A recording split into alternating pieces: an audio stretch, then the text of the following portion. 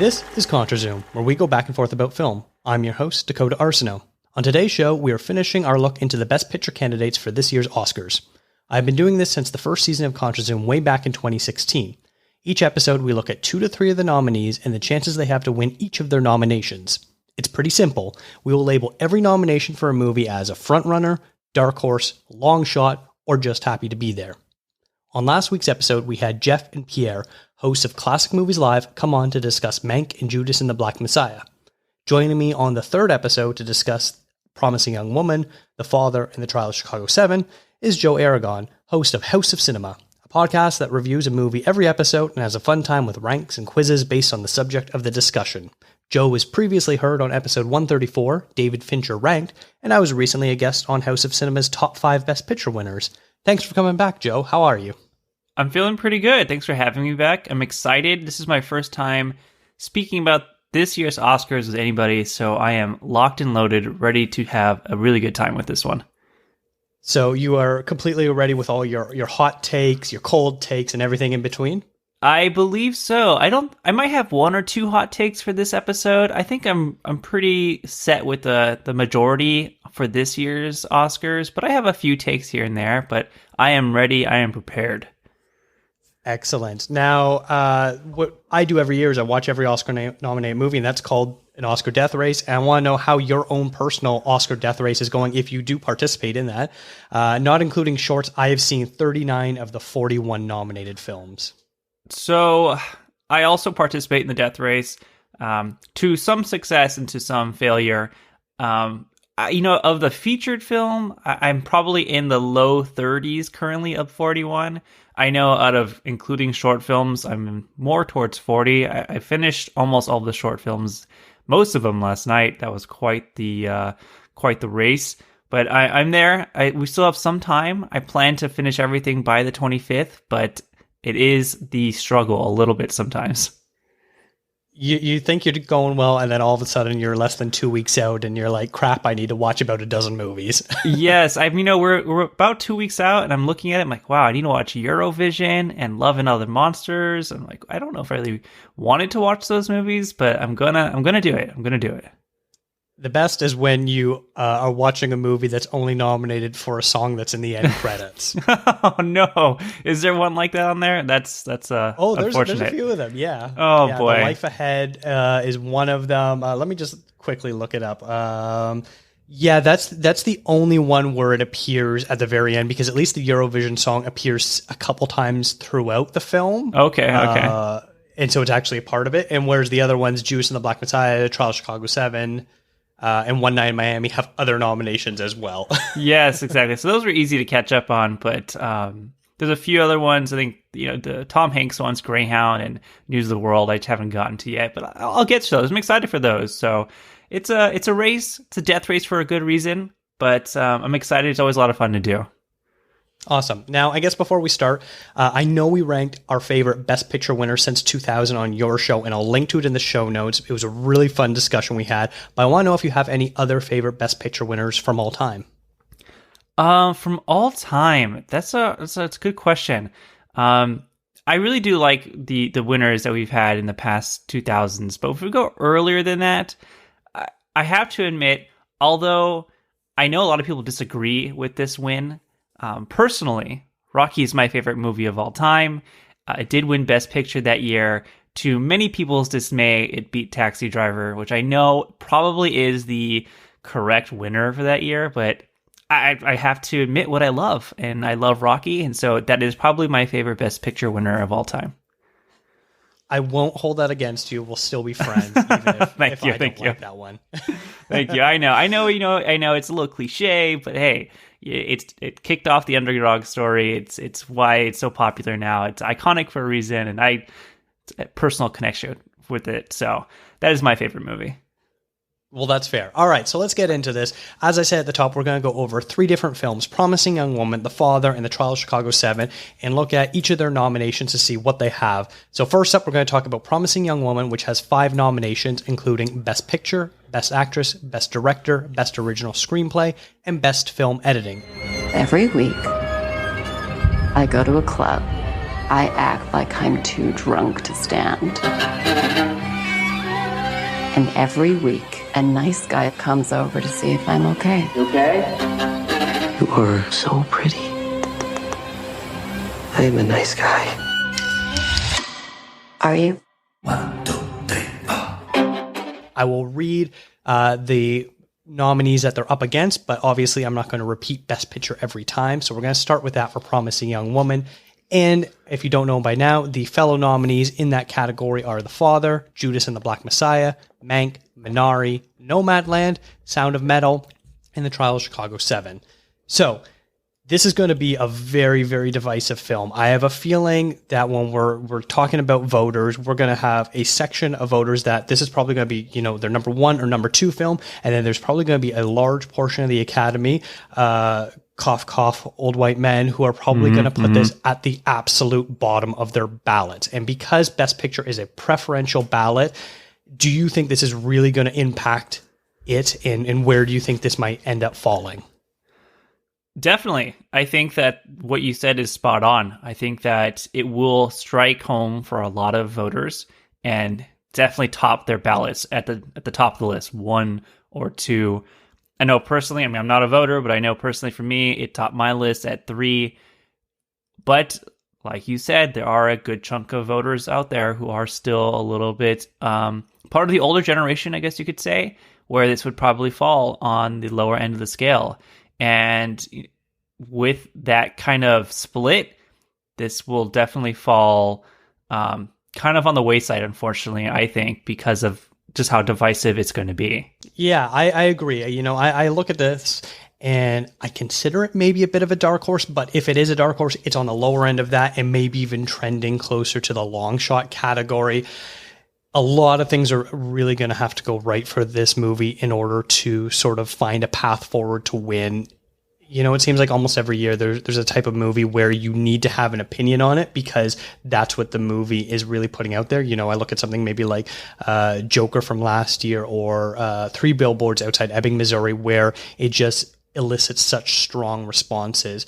And I've seen some pretty negative feedback from women too on the internet as far as the way that they feel that the movie represents traumas that they may have gone through or known people that have gone through as well. So it's definitely one that's not just, men who feel all men are bad sort of thing where they don't like it. There is going to be vocal critics on basically every portion of the Academy where I think it's really going to depend on your own personal experiences.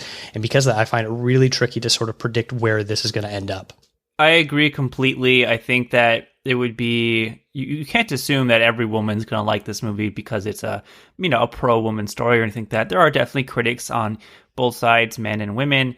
If I were, I was looking through this list here, I also wanted to give this the dark horse, but I'm leaning more towards it being a long shot. As much as I personally love it and I would love to see it succeed, I lean towards more it being kind of a long shot here. There's just there are a few other movies in this category, a little bit more safe, maybe a little bit better to some extent, or more powerful, that isn't as divisive. And so this movie feels to me like it probably fits better in the long shot category here. Mm-hmm. Okay. We'll move on to the next category, which is Best Actress for Carey Mulligan. And she's up against Viola Davis, Andra Day, Vanessa Kirby, and Frances McDormand. This is a bit of an interesting category where I feel because Frances McDormand just won so recently for 3 Billboards Outside Ebbing, Missouri, does that potentially take her out? Even if Nomadland does look to be the quote-unquote favorite to win Best Picture, does that leave room for Carey Mulligan to sort of sweep in there and get the Oscar herself? Because the other films, I wonder if they have enough to really put the momentum forward. Due to the actual quality of the film. I know they're either mixed or not very well received in the case of The United States versus Billie Holiday. So because of that, I would put Carey Mulligan as a front runner with the caveat of only if the Academy believes that Frances McDormand won too recently.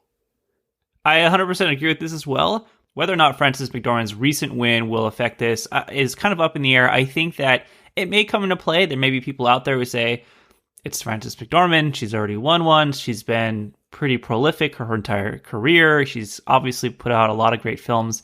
especially in the past couple of years, and beyond. And Carey Mulligan, this is it. It feels like a good point for her to win in her career. I think despite the fact the movie itself being divisive, I think a lot of people can agree she is fantastic in the movie. I don't think it matters almost if you cared about the message. She is quite stunning and really phenomenal in this movie. I agree she's a front runner. I think that the rest of her fellow nominees are great, but maybe the movies themselves not living up to the hype. Like you mentioned, the United States vs. Billie Holiday. Even Pieces of a Woman, I've seen a lot of divisiveness in that movie in terms of if people like it, if people don't like it, but everybody can agree Vanessa Kirby is very good. So I'm on the same page as you. I really do think Carey Mulligan's a frontrunner. I would love to see her win, but it's really between her and Frances McDormand, I think. Mm-hmm. Yeah, it almost seems like the Academy likes to celebrate two different types of careers: the sort of lifetime achievement award where you're way past overdue, and the hey, it's your first time nomination, we're definitely giving it to you. So I think of someone like Brie Larson who won for Room, and I almost sort of feel that might be a similar path for Carey Mulligan. Yes, yeah, I think that's a really good comparison where she's really put out this really strong, powerful performance, and it's her first time. The Academy may recognize that and award her for that. All right, so we'll go on to the next category, which is Best Director. And the other nominees are Lee Isaac Chung, David Fincher, Thomas Vinterberg, and Chloe Zhao. This is also a bit of an interesting one. I like when Best Picture and Best Director do not go to the same film, frankly, because I don't think they always mean the exact same thing. I like my directors to be taking risks, even if they sometimes don't fully work with the narrative or what the overall movie is trying to do. And because of that, I really like what Emerald Fennell was doing with the tonal shifts and, some of the sequences, like the dance sequence in the pharmacy, the candy-coated fantasy sort of thing. Mm-hmm. And then also doing some really interesting thriller aspects as well, almost verging on horror when Cassie is working her magic against the would-be perpetrators, basically. Yeah. But all that said, I think Emerald Fennell has a very uphill battle to do with this category, because I think Chloe Zhao is probably the favorite, and if she doesn't win, or if they split, maybe Lee Isaac Chung comes in and wins, or maybe David Fincher gets his Lifetime Achievement Oscar. I just think that based on all of that, she is a dark horse, with the only person that has absolutely no chance to win being Thomas Vinterberg for another round. So I unfortunately have to try to take my personal bias out of here. I would love to consider her a dark horse, but I think she's more of a long shot for this particular category. You brought up some excellent points. She does take a lot of risks. I mean, movie is a risk in general, and it succeeded because of the decisions she made. I think she's a great director, and I love what she's done with this movie. I just think that unfortunately, Chloe Zhao has gotten so much praise for Nomadland, and deservedly so. Nomadland is fantastic, I think, and she's been kind of sweeping everything she's been winning. You make another good point in terms of Fincher getting his Lifetime Achievement Award. Will he randomly just win for Mank because it's David Fincher? Plus, the Academy kind of really loves movies about Hollywood. It kind of leaned towards those movies for some reason. I wonder why. And then I personally would love to see Lee Isaac Chung win. I think he's a frontrunner. I think Minari is a phenomenal movie. So when I think of frontrunners, I think of those two. I just think that even Fincher has a leg up on Emerald Fennell, but I think she's more low tier, dark horse, high tier, long shot. It's just going to take some really strange things to happen if she won Best Director, but very well deserved nomination, I think. Yeah, I think I agree with you in that it is probably more of that in between, closer to long shot than dark horse. All right, so moving on to Best Original Screenplay. The other nominees are Judas and the Black Messiah, Minari, Sound of Metal, and The Trial of the Chicago 7.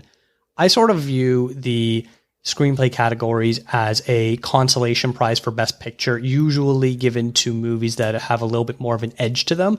And I think Promising Young Woman is probably a perfect type of film to maybe sweep up and get this award. I don't know if it is the front runner, probably closer to Dark Horse. You know, Judas and the Black Messiah I think has an excellent chance there. And if the Academy really loves Aaron Sorkin's dialogue, that we'll kind of talk a bit more later on, maybe that's a path. So I'm a little interested to hear what you think of this category. This category is stacked, and you know, it's not like Best Picture where there's 8-7 options. I mean, we're limited just to the 5 here, and they've picked 5 just heaters. I think it's crazy that Judas and the Black Messiah, I thought that was adapted before I even saw these categories come out, but the fact that it's an original screenplay makes this more difficult.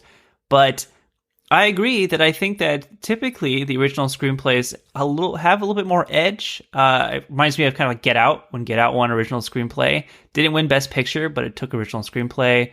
Pulp Fiction took original screenplay. So these are movies a little bit more edge that weren't safe enough to win Best Picture, but they're like, hey, let's give you Best Original Screenplay. So looking at these categories, or looking at these nominees, I am in the same boat as you. I think it's a definite dark horse. I would not be surprised or unhappy to see it win Best Original Screenplay. I do think that kind of depends on a few things in terms of, will people go for the Sorkin-esque dialogue, style of writing, and pick Trial of Chicago 7, which I'm sure we'll talk about, or are they going to go the Minari route? I think it's really between those 3 that might win this category. But I do consider Promising Woman a dark horse for this one. Mm-hmm. I think one thing that makes this category a bit tougher to really predict is the fact that all 5 of these nominees are Best Picture nominees, whereas in the adapted screenplay category, only 3 of the 5 are Best Picture nominees. So you know that if it gets a Best Picture nomination, it has a bit of a more broad support already. So that kind of throws a bit of a wrench into things. Correct. Yeah, it does make things a little bit harder because all these movies are nominated for Best Picture. But I do hope that they consider the risk and maybe the themes that Promising Young Woman has and went for, and maybe award it and celebrate it in that category. Yeah, I just hope this movie gets celebrated in some particular way on the 25th. That's all I want. Yeah. I really like the way that this screenplay is structured, so I would be very happy if it ends up winning. It's probably my favorite script of the group. Same. All right, and then the last category for Promising Young Woman is Best Film Editing, and the other nominees are The Father, Nomadland, Sound of Metal, and The Trial of the Chicago 7. This is also a bit of a tricky one. Best Film Editing is usually the best precursor to who is going to win Best Picture, which in this case likely is Nomadland. But Nomadland uses very little editing. It's a very still static film, so I'm curious if maybe that's going to hinder its chances at all, and they want to go with something a little bit more flashy. We're going to talk about The Father next. That's going to be a really interesting one to see how that plays out, especially since the film came out so late. Yeah. I like what Promising Young Woman did with its editing, especially with its tonal shifts. That's something I really like in a film. I know last year in Parasite, that was something that a lot of people really liked in that movie as well, was the tonal shifts there. And I wonder if that maybe helps Promising Young Woman. So editing is interesting because, like you mentioned, it sometimes could be a precursor to the Best Picture winner. I don't want to go too much into this category because we are going to be discussing The Father in a second. But in terms of editing, I would also give Promising Woman closer to a long shot, just because Nomadland, I think anytime you have Nomadland in the category, it's already a front runner despite whatever the category is. Even editing, where you're right, it's a pretty static movie where the editing itself isn't something that's on the forefront.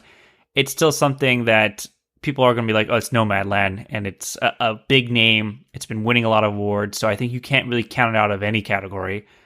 I do think The Father, though, has a lot of weight to it that we'll get into in a second.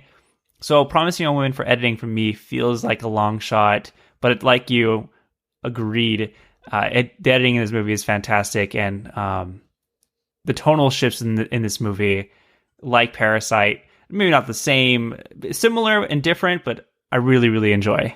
I have to say, if I was to put a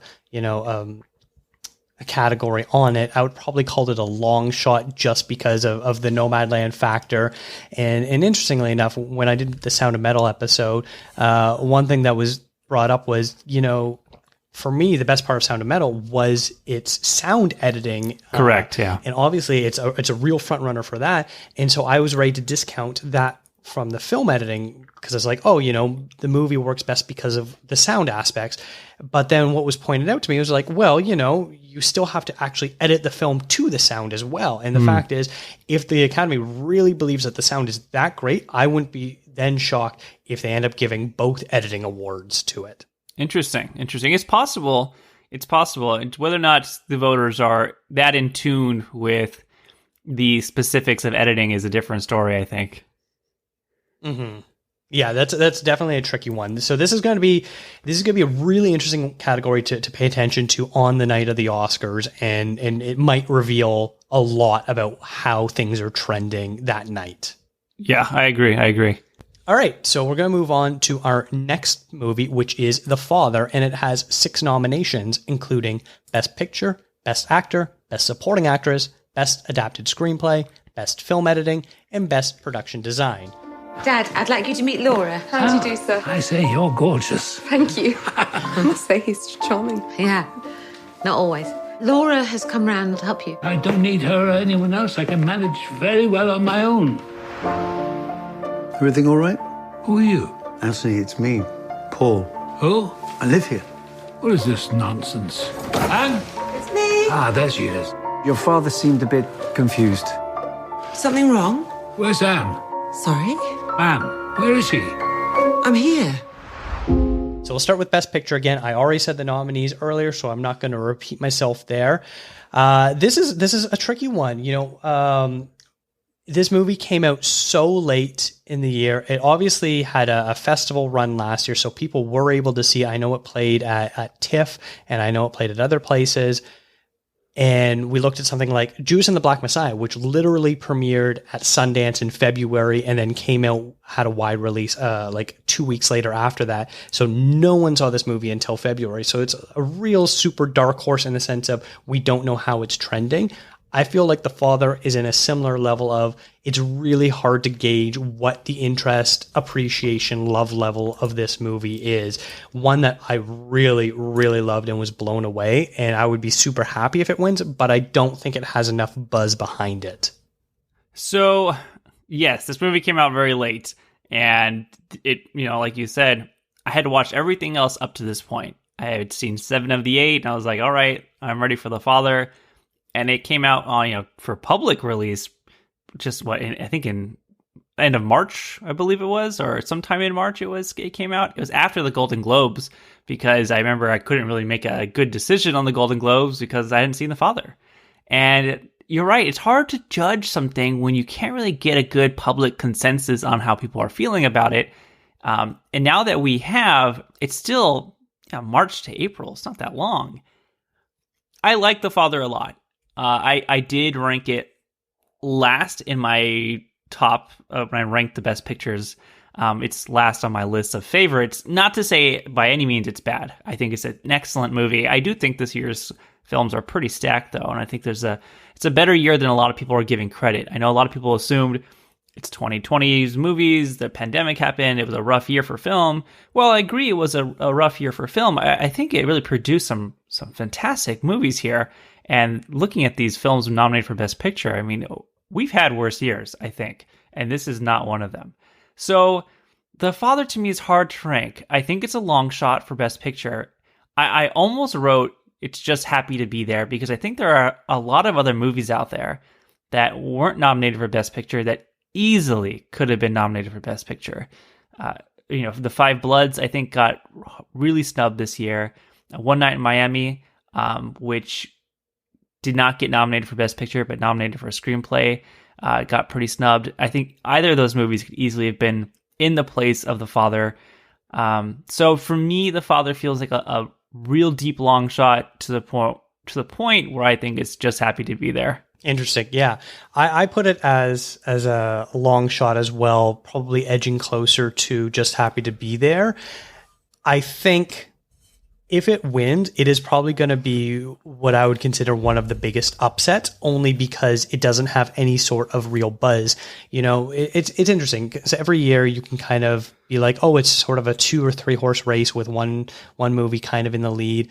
This year, it's like, yeah, Nomadland kind of, but like, also, I wouldn't be totally shocked if it doesn't end up winning. And, you know, maybe Mank with the David Fincher aspect, despite it not being a very well-received movie, I can kind of see it. And then, you know, Judas and the Black Messiah hit really hard, and the buzz has been kind of instant from right away. And the fact that it got 2 Best Supporting Actor nominations, it really shows that there's immense support behind this movie. I can, like, almost all the movies, I can kind of see a bit of a path. The Father is the trickiest one, where if it does end up winning, it's going to be a real surprise.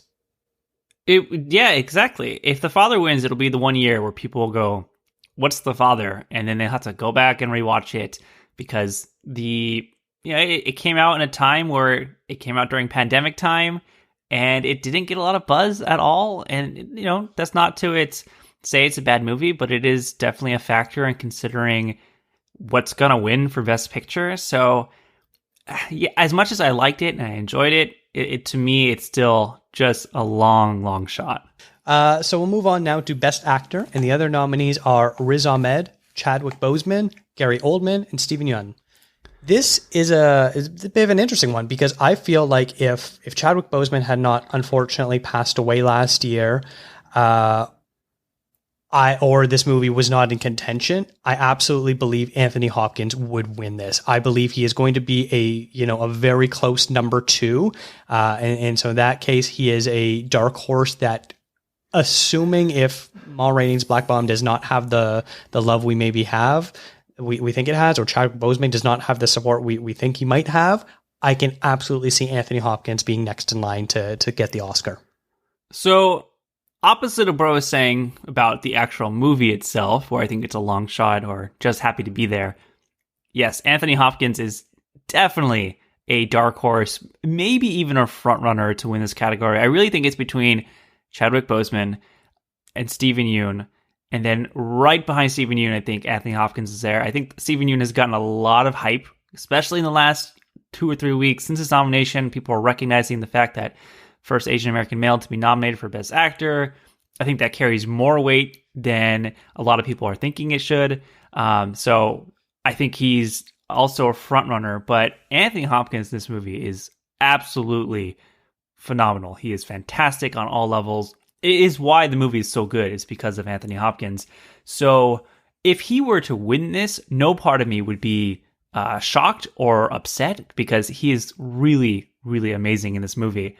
Like you, it's likely going to go to Chadwick Boseman, who I think was probably the best part of Ma Rainey. I enjoyed Ma Rainey to the extent that I put it on and it was an easy watch. But I think Chadwick Boseman was the best part about that movie, hands down. His Oscar moment, if you want to call it, in that movie, really, really powerful. But for me, if he doesn't win it, I think Stephen Yeun could win it. And then I honestly would not be surprised if Anthony Hopkins takes this award, though. The only thing I think holding him back from taking it is, well, he's a seasoned veteran. He's won that award before. Do we need to give it to him again? Is maybe the mindset that might be going through some voters. Mm-hmm. I think because his only other win came in 1991 for Silence of the Lambs. It's been so long. It's been 30 years now. That might have something in his favor where it's almost like, well, he's overdue. Out of this category, I think Gary Oldman is the only one that has absolutely no shot, only because he just won recently for Darkest Hour. And, you know, if we take the Chadwick Boseman part out of the equation, even Riz Ahmed, I think, has a fairly equal shot between Stephen Yeun and Anthony Hopkins to really kind of sweep in there. All this with the caveat being that Chadwick Boseman very likely is going to be the one that wins it, of course. Yeah, he will be. Like I said, I'm not going to be unhappy if Chadwick Boseman wins because I think his performance was extremely powerful.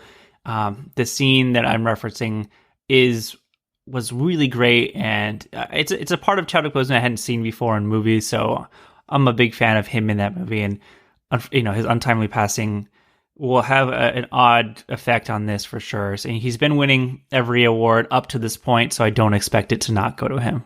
Okay, moving on to the next category, Best Supporting Actress. The other nominees are Maria Bakalova, Glenn Close, Amanda Seyfried, and Yoo Jung-yoon.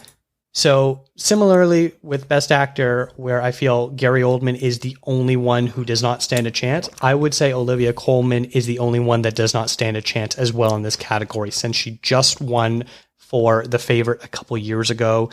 And as good as she is in this movie, she does not have that big of a part. She probably is the most true supporting actor in all of this category. All the other ones are basically either co-leads or scene stealers. And Olivia Colman doesn't really have either of those things going for her. So for me, she's absolutely just happy to be there. Okay, well, I'm really glad you said that, because I thought that might be my hot take. So I'm really glad it's not, because I looked at this list and she was good in the movie, but to me, she wasn't great. I mean, in The Favorite, she's great. In this movie, she's good, I think. Compared to her nominees, she's definitely just happy to be there. I can't, at this point, think of who might have been snubbed, but I'm sure there's somebody out there that I'm missing, because it just feels like they put her in there because she's Olivia Colman, which is fine. Olivia Colman's an excellent actress, but I feel like there might have been other people who have been snubbed that maybe deserve the spot.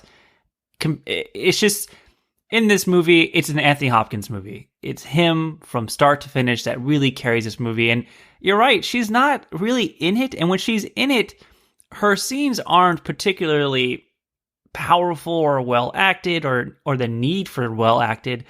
There's one scene in particular I can think of where it's a really poignant and sad moment between her and Anthony Hopkins, but other than that, it's just a good performance from Olivia Colman. So I agree, she's just happy to be there for this one. Yeah, she's definitely doing all the work that she needs to be doing in service of the script, in service of the character, which is creating this world of an elderly person who is losing their memory. And that's what she's there for. And the fact that you also have Olivia Williams, who kind of plays the same part. For people that haven't seen it yet, I don't really want to spoil it too much, but there's definitely some shenanigans that goes on where you have some double casting going on. And when you include that factor, I don't know how much her screen time is. I know there's like different Twitter accounts and something like that. They'll post like what the screen time is for every actor in different movies, so that way you can judge how lead or supporting they are. And I don't think she's frankly in the movie that much. I wouldn't be surprised if it's like under 20 minutes. Yeah. It's not that much. And, ironically, when you get someone like Anthony Hopkins, who was in Silence of the Lambs for, what is it, like 16, 15 minutes. He owned the screen for those moments. If you're going to be in the movie for 15, 16, 20 minutes, you better own those moments. And Olivia Colman is really just there to service the plot, service the story. Not particularly anything moving or powerful. She is great, or she's good. She's just not what I think should be for this category. Okay, we'll move on to the next category, which is Best Adapted Screenplay. And we've got Borat Subsequent Movie Film, Nomadland, One Night in Miami, and The White Tiger. The White Tiger is the only one of this group that I've not seen yet, so I can't really talk that much about it. But the fact that it only has one nomination, I'm probably going to assume that it's probably closer to the long shot or just happy to be there category. But as far as this one goes, I also believe it's probably in the long shot category. You could possibly say that Borat Subsequent Movie Film could maybe walk away with it just because that might be its only win, and it's kind of rewarding Sacha Baron Cohen for being a double nominee, although that would be for another movie as well, which we'll talk about in a little bit. But obviously the real front runner is Nomadland, with maybe One Night in Miami playing spoiler. So I can tell you, I have seen White Tiger. It is definitely just happy to be there. It is a fine movie. It's not a bad movie. It's just a fine movie, in my opinion. I would agree with you, though. Nomadland, again, is the front runner. I do think One Night in Miami, though, is a strong second, with Borat being a strong third. That puts The Father just kind of right in the middle again at long shot, where it's just stuck in a category where its competitors are just a little bit stronger in the sense of tone or what they're kind of going for. Borat itself, while a comedy and kind of offbeat, and not everybody's cup of tea. I think the fact of the climate of the world may have an effect on whether or not it succeeds, especially in Hollywood. Ultimately, it's who's going to beat Nomadland, and this might be a category where Nomadland wins it, but I would love to see Regina King and One Night in Miami win it. But yeah, going back to The Father, it's definitely a long shot in this category. Next category is Best Film Editing. I already said the nominations earlier, so I'm not going to repeat myself. We talked a bit about how Nomadland, because by virtue of the fact that it is the big powerhouse movie of the night, it's probably the front runner. But I would say The Father is probably very, very close to being front runner status as well, probably edging slightly to the dark horse category. But the editing is what makes this movie so well. I compare this maybe to there's 3 movies this year that are based on plays. You've got One Night in Miami, you've got Ma Rainey's Black Bottom, and you've got The Father, that were all originally plays that have been adapted into films. And what Ma Rainey's Black Bottom, I think, does the worst adaptation, where it just really feels like it is, a production of a play. They set up a camera and recorded it. One Night in Miami, I think they keep the essence of the play, but do some interesting work there to make it seem more cinematic. And The Father, while I can absolutely envision how this would work on a stage, and I really want to see it actually, I think it does the best job of actually making the movie more cinematic and using editing to really confuse the audience, to sort of put the character into Antony's position of understanding what it's like to not remember things. And in that case, I really would be super happy if this ends up winning Best Film Editing. So I love that you brought up the fact that this is a play, and I like that you brought up the other two, because I think in One Night in Miami and Ma Rainey, you definitely can get those vibes that this was a stage production because of the way it's filmed. It's minimal sets. It's filmed in like one location. There's a lot of extended monologues.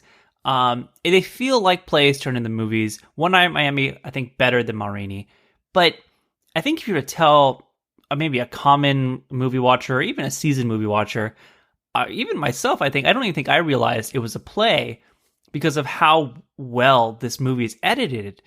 It is something. And it's why it's so good. The editing in this movie makes it at points, and I don't want to give too many spoilers, but there are points where I'm watching this and it feels like a thriller or it feels like a horror movie because of the way it's edited. And I think it's fascinating that it's able to really achieve this from a stage production. I like you, would love to see a stage production of this because I would just be so beyond thrilled to see how they accomplish it.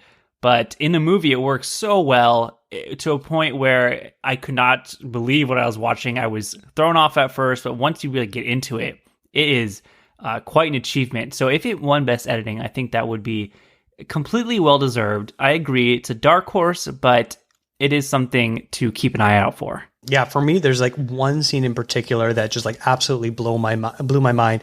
For anyone that's seen it, it would be the dinner table sequence where Antony, peers around the corner and he sees his daughter and her husband having a conversation about potentially putting him in a home, and then they see him, and then they stop the conversation, they sit down, they have dinner, and then he leaves the room, and then he comes back, and it's repeating itself, and just like kind of blew my mind of the way they structured that scene. Oh, it was yeah. all done because of editing. Oh, yeah. It is flawless. It's so seamless. I feel like when I watched that scene, I was like starting to catch on. The dialogue was repeating itself, and I was like, is this happening again? And then it is very good. It gives me chills just thinking about that scene. So I agree with you. So we're going to talk about the final category for this movie now, which is Best Production Design. And the other nominees are Ma Rainey's Black Bottom, Mank, News of the World, and Tenet. Frankly, I have no idea why Ma Rainey's Black Bottom got this nomination. I'm sure it must have been very difficult to make that cold, empty basement. Yeah, maybe. Or recreate a recording studio. So, frankly, that is just happy to be there. I have no idea why it was there. The Father, despite the fact that it only takes place in one room, I love the fact that they utilized, not one room, one set, one location. I love the way they utilize that house where you aren't really sure of what the orientation is, what direction is the bedroom, where's the front door, what's the living room. That all kind of played in. And the fact that things were changing subtly from scene to scene really helped add to the confusion aspect. I don't know if it's going to win, but I would absolutely love it to. I would probably put it, once again, much like film editing, a very strong dark horse. So I love the production design in this movie. Agree, Ma Rainey is probably in the just happy to be there. I can't comment on News of the World because I haven't seen it just yet. Probably will get to that later this weekend. But the production design in The Father, I think, is really subtle, but really powerful. Like you said, the house itself is almost its own character. It is identifiable at times, and other times I'm like, are we in the same place? Because it changes so often, but they keep little things here and there to make you think you're in the same place, and they change things. They take a painting down, they change colors. It's a really important aspect of the movie because it makes us feel like Anthony Hopkins' character, where are we forgetting certain things? Are we misremembering certain things? I think it plays a really important part in the plot and just the overall message this movie is trying to get across. And so because of that, I also agree it's a strong dark horse to where I would want to put it as a front runner because I really do think the production design is underrated in this movie. It is really, really great and plays a really important role. All right, so that wraps up The Father. Now we're going to talk about our final movie, The Trial of the Chicago 7. We want to underscore again that we're coming to Chicago peacefully, but whether we're given permits or not, we're coming. We're going to Chicago to protest the Vietnam War. And there's no place to be right now but in it. We watched for a decade while these rebels without a job tell us how to prosecute a war. Well, they're going to spend their 30s in a federal facility, real time. People say, you know, Abby, are you concerned about an overreaction from the cops? Holy shit. You all right? This movie also has 6 nominations, including Best Picture, Best Supporting Actor, Best Original Screenplay, Best Film Editing, Best Cinematography, and Best Original Song.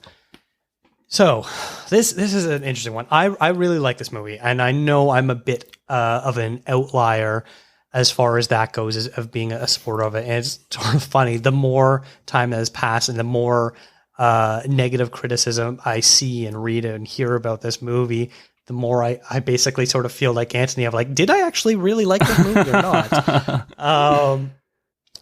When this movie came out, it looked like it was an absolute front runner to win Best Picture. The fact that this past year we were basically devoid of all big budget films, even big prestige films. Other than this movie, the only big prestige film is Mank, which is pretty esoteric at times in the concept of it's based on a movie from 1937, I believe, is when Citizen Kane came out. Or no, sorry, in the 40s, 41 maybe. I'm blanking. It's late 30s, early 40s. Yeah, I can't remember either, so don't worry. Their fists at me. Which is still, a bit of an obscure film, despite the fact that, it's widely considered one of the greatest films of all time, especially with a bit of a younger generation, have not seen it. So Trial of the Chicago 7 really is the only big quote-unquote prestige movie to come out this year. And it went from being a front runner to maybe it's near the bottom of the list. I don't know.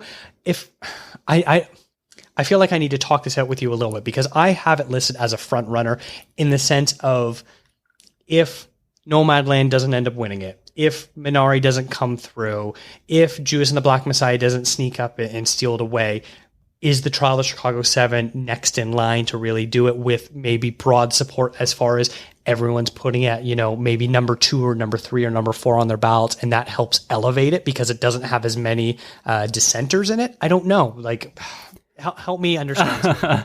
This is easily the trickiest movie of the bunch, I think, because like you said, when it came out, it 100% had a real big, this is the front runner to win the Oscars. It was the movie to beat. It was the movie to see. People were like, this is it. But as time went on, like you, I started reading more and seeing more criticism come out and more people not speak out against it, but maybe not support it as strongly. And oddly enough, I'm not sure where to put it either because I feel like it at one point was a front runner, but now I'm thinking, is it down in like the long shot area? But I also wouldn't be surprised if it ended up winning Best Picture.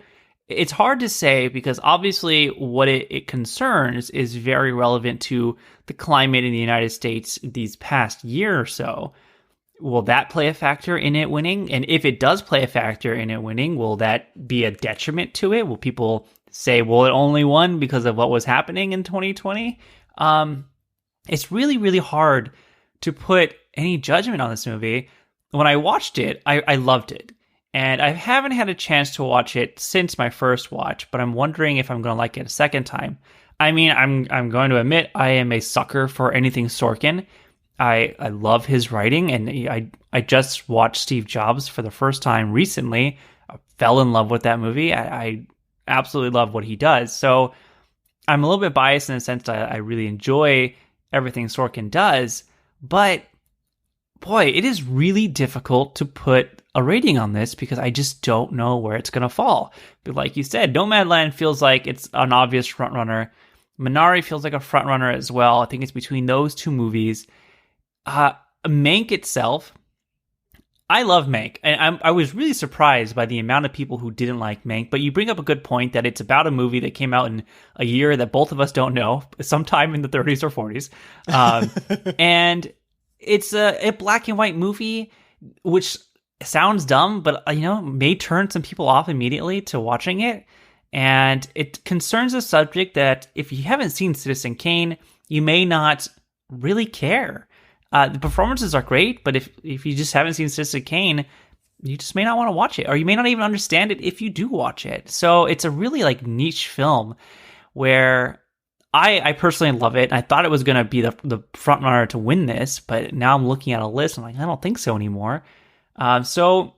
Gosh, Trial of Chicago 7 is a hard one to pick because I think it really resonates well with younger audiences. I've seen a lot of younger people who watch this movie and find it really powerful. Maybe because it's very informative. It tells the story that a lot of young audiences maybe haven't heard of. And that's great. It's important. I think that's an important aspect to it. So I just don't know. This is tough. I put it in the long shot, but then I'm thinking to myself, if it won, I would not be surprised. So this is tough. I'm glad you're having as difficult time as I am. Yeah, I really, really am. Yeah, it's one of those things where I'm typing my list up in preparation for this. I'm like, oh yeah, long shot. And then as soon as I start thinking about it and talking about it, I'm like, man, I really don't know what I'm talking about. And it's so tough because right now with this exercise, I'm trying to remove my own personal opinions on the movie and, how I rate it so highly and things like that. And where will the Academy as a voting block, what will they do with it? And that is the absolute trickiest thing to figure out with this film. I can understand the rest of them where they're probably going to get support from, whereas this one almost seems a little bit trickier, especially since I don't want to say thematically they're the same, but Judas and the Black Messiah also kind of tackles some similar issues, considering the fact that Fred Hampton is a character in both of these movies. So you can see if you're going for sort of the social justice movie, Judas and the Black Messiah, I think has a bit more support because it's a bit better made and it's got some very strong performances as well and stuff like that. So if they're together and you're, trying to rank them, I'd have to assume that Judas and the Black Messiah will get ranked higher. I agree. I agree. Maybe? Yeah, that's you make a really good point that correct. It may not be the same movie, but they do tackle issues of social justice and just in different terms of different history points in our history. It's hard to say. Trial of Chicago 7, it just won the Best Ensemble Award at the SAGs, which I think is something we can't ignore. That is typically a good indicator as well, that it's performing well at the award circuit. The performances in this movie, I think, are absolutely fantastic. I think we're going to talk to them in a second, but I think everybody really is on their A game in this movie.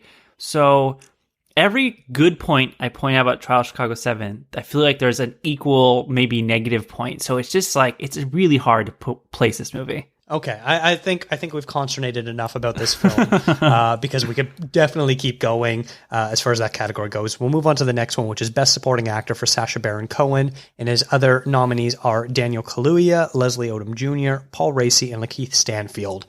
Now, I mentioned it a little bit when we were talking about adapted screenplay, how Sacha Baron Cohen is one of about a dozen people that wrote that Borat subsequent movie film.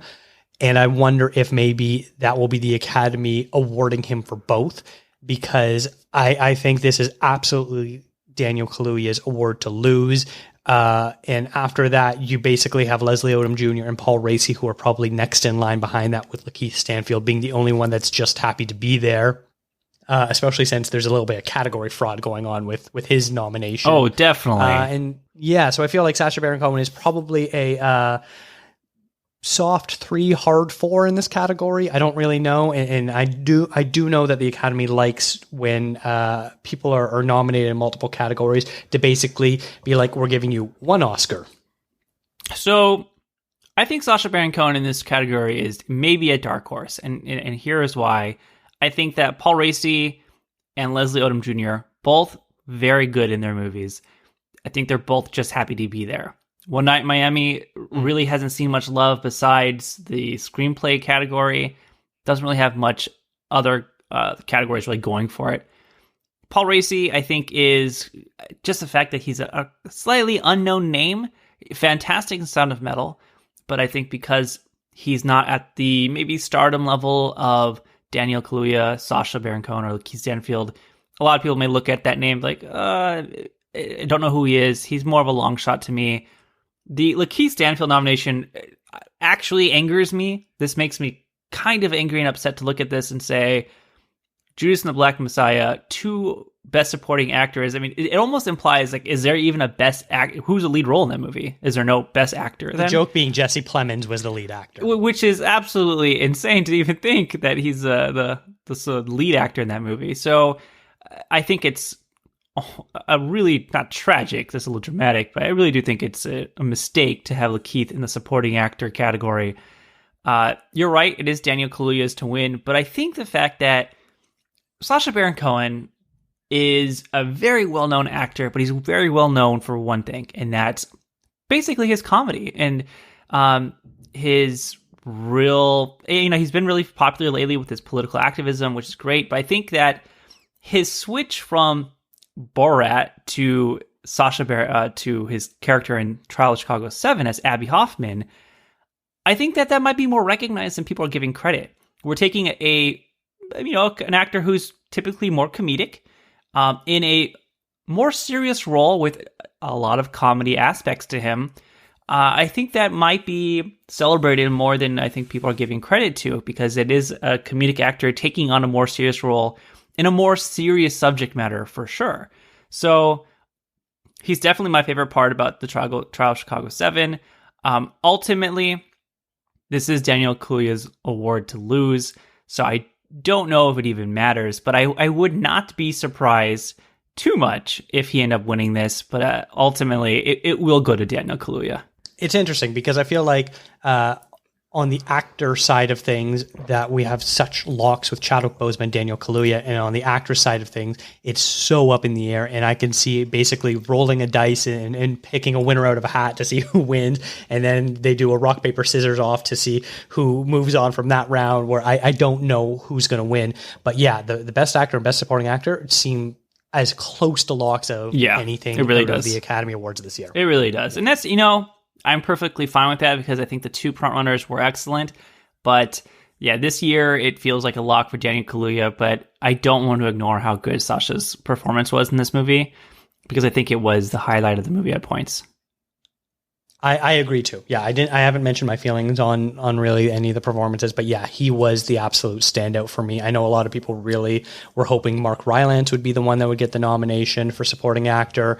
But yeah, I think Cohen was the real star of this film. Agreed. So the next category is Best Original Screenplay. We mentioned the nominees earlier. I love Aaron Sorkin as a writer. His dialogue is top-notch. He might go down in history as the greatest screenwriter of all time, in my opinion. I don't think he's a great director, frankly. Both this movie and Molly's Game, frankly, could have been directed by, I don't know, putting numbers into a spreadsheet and figuring out what is an optimal shot. He doesn't really have the heart and soul that a lot of directors have of creating a really unique visual experience. But that does not take away from his writing. And I think probably the best part of Trial of Chicago 7 is his writing. And I would not be shocked if they end up awarding this, considering the fact that the Academy loves him so much. Yeah, and you're not alone in that feeling. I mean, he wasn't nominated for Best Director. this year's Academy Awards. So I think a lot of people are in that same boat where they love his writing, but his directing is just maybe not there yet, or he hasn't found the right film to really put passion into. I mean, be honest, I love Molly's Game. I think it's super fun. By no means do I think it's like an Oscar and a worthy movie, but I really enjoy watching it.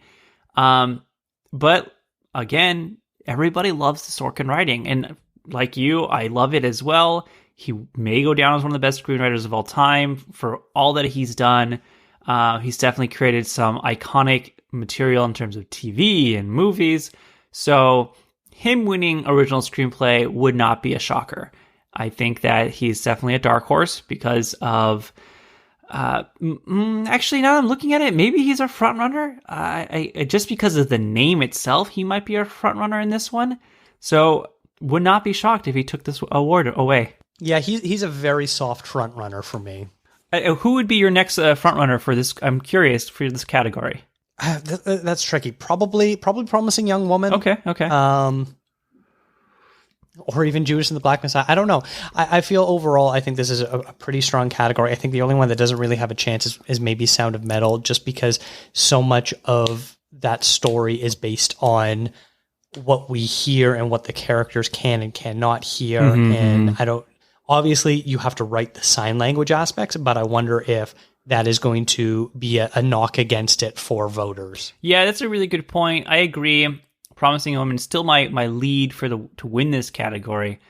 And the other nominees, Minari, Judas, and Sound of Metal, all great, because this is a stacked category. But again, Sorkin, you can never count Sorkin out in a writing category. I think that would be a mistake on anybody's part to say he doesn't have a chance to win. He could basically write anything, and if he's nominated, he has a chance to win. Absolutely. Okay, so the next category is Best Film Editing. We've also already gone over these nominations. This movie does a little bit with the editing as far as doing flashback sequences, especially in the courtroom when they're giving their testimony and you're hearing how they want to present themselves versus how things maybe actually happen. So there's a little bit of editing going on, more so than maybe the frontrunner Nomadland, but comparing it to maybe some of the other films like The Father and Promising Young Woman, it definitely has a lot less of an impact going on for it. So in that case, I'm probably putting it as a dark horse, long shot, probably closer to a long shot. Maybe even if you want, I can make the argument for Just Happy to Be There. But yeah, I guess probably I would say long shot. Yeah, I mean, we've talked about film editing a lot, more than I thought we were going to talk about, but that's a good thing. And it's definitely, for me, in the long shot category, with just touching the Just Happy to Be There category or ranking.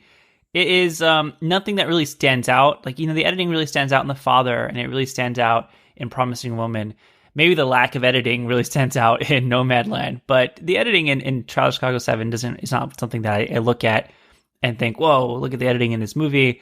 So it is a long shot. I don't anticipate it ever winning this category, but it could easily be Just Happy to Be There. So the next one is Best Cinematography, and we have not talked about those nominees yet. So the other ones are Judas and the Black Messiah, Mank, News of the World, and Nomadland. I absolutely feel this is Just Happy to Be There. Oh, yeah. I was talking about with the editing and even the directing, there really is not a lot of really interesting dynamic things going on as far as the shot composition goes, especially compare it with some of the other things. I know you haven't seen News of the World yet. A big part of that is capturing the landscapes of the American West, which it does really well. Mank, with its, very vivid black and white cinematography. Judas and the Black Messiah does some really interesting compositions. Nomadland, the way it just sort of photographs everything, the landscape, the sky, the sunset, the sunrise, so much beauty going on there. Trial of Chicago 7 doesn't do any of that. Not at all. This is 100% Just Happy to Be There. I'm trying to think of other movies that came out that year that deserve a spot over this. I know The Five Bloods. I think The Five Bloods got real snubbed this year. I was a really big fan of that movie. But that movie, I think, has great cinematography. I think Minari has better cinematography. Boy, I don't know how this movie snuck into this category, but it did. And for that reason, it is 100% Just Happy to Be There. Mm-hmm. Yeah, there's probably at least close to a half a dozen other Oscar-nominated movies. Not even including, I've got some favorites that were completely snubbed by the Oscars that I'd love to slot in there. But looking at other Oscar-nominated films, I could probably name about a half a dozen that deserve to be in it over Trial of Chicago 7. I 100% agree. 100% agree. So then the last nomination for the Trial of the Chicago 7 is Best Original Song, which is Hear My Voice.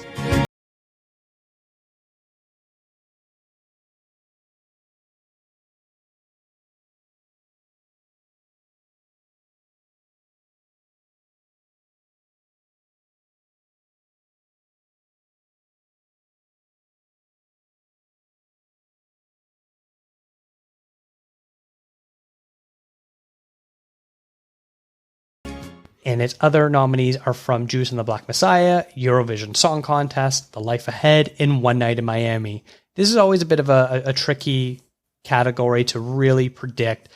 On the last episode, if people listened to it, we got an epic rant from Jeff about how he believes that this category has basically become best end credit song. And because of that, he hates the category because it could be so much better. And ever since hearing him talk about that, it has absolutely changed my opinion of this category. And I too really hate this category as well.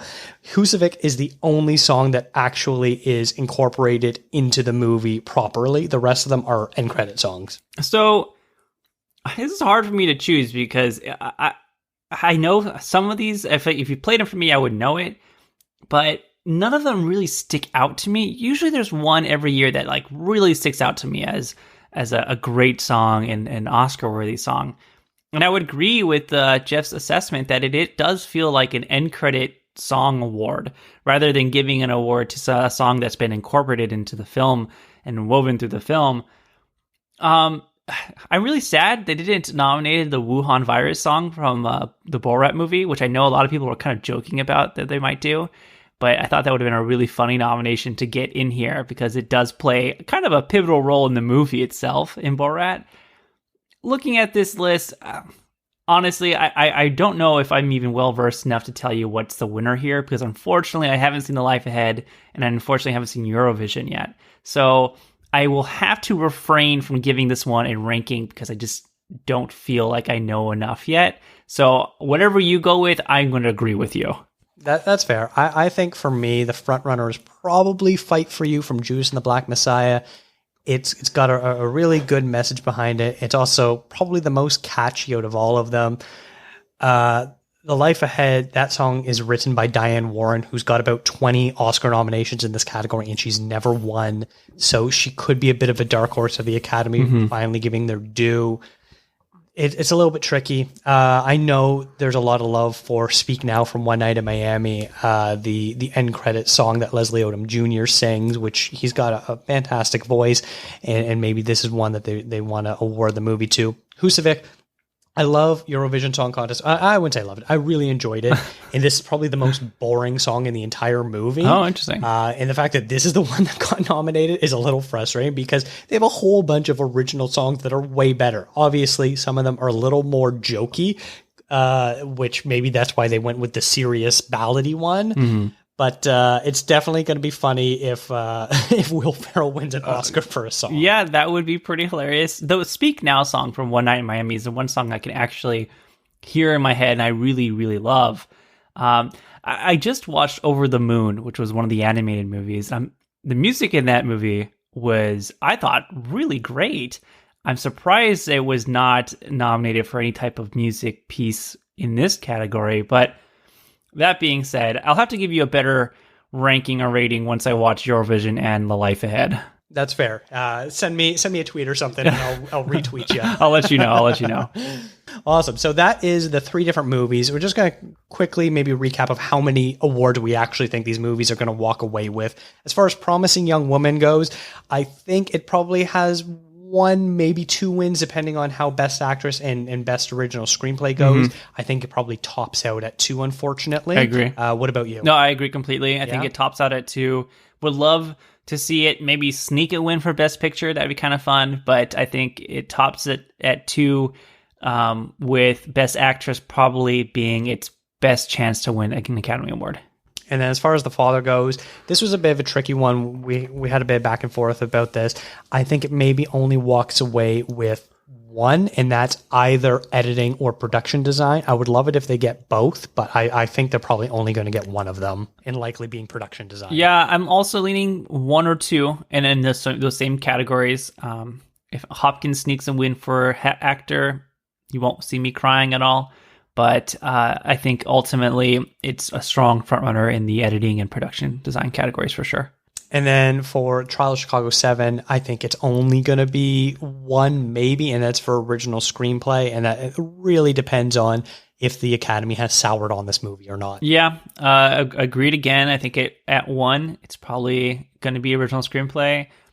Again, maybe the songs, I need to re-listen to all of them, but I think ultimately it's going to be Sorkin who wins it for this movie if they win anything. Well, Joe, I want to thank you very much for coming on the show again. It's always a blast getting to talk movies with you. What is coming up for your show? I know you're celebrating A24 during the month of April, a subject I am intimately familiar with, but let me know what you have going on. Of course. Well, thank you for having me on. I love talking about movies, obviously, but I'm more excited to talk about the Oscars. It's my first time talking about these Oscars with anybody, so thank you for letting me say my thoughts. Maybe not so many hot takes as I thought, so that makes me feel a little bit better. But I always enjoy being on your show. As you mentioned, yes, our podcast, The House of Cinema, we are celebrating A24 April. So every week will be an A24 movie. Last week we discussed Good Time. This upcoming week we'll be discussing The Spectacular Now.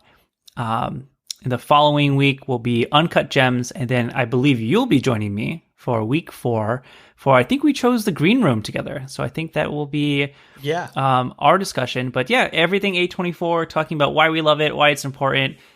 It's just a lot of fun to talk about these movies. Awesome. And where can people find your work and follow you? Yeah, check out The House of Cinema. You can find us on Instagram, on TikTok, and Twitter. Just look up at House of Cinema. And then podcast is available basically anywhere you can find a podcast. Spotify, Apple, Stitcher, anywhere else, just let me know. But we're basically everywhere. Fantastic. Well, that wraps up our 3-part series going over all 8 Best Picture nominees. On next week's show, we will be having our annual predictions episode with who we think should win and who we want to win. Let us know who you think will take home the top movie prize. Follow the show on Instagram, Twitter, and Facebook at ContraZoomPod. And you can send an email to contrazoompod@gmail.com. Make sure to visit contrazoompod.com for all your CZP needs. Thank you to Eric and Kevin Smale for the theme music and to Stephanie Pryor for the logo design. If you can rate and review the show wherever you listen to podcasts, it will be a huge help for us to grow and find new listeners. Thanks for listening.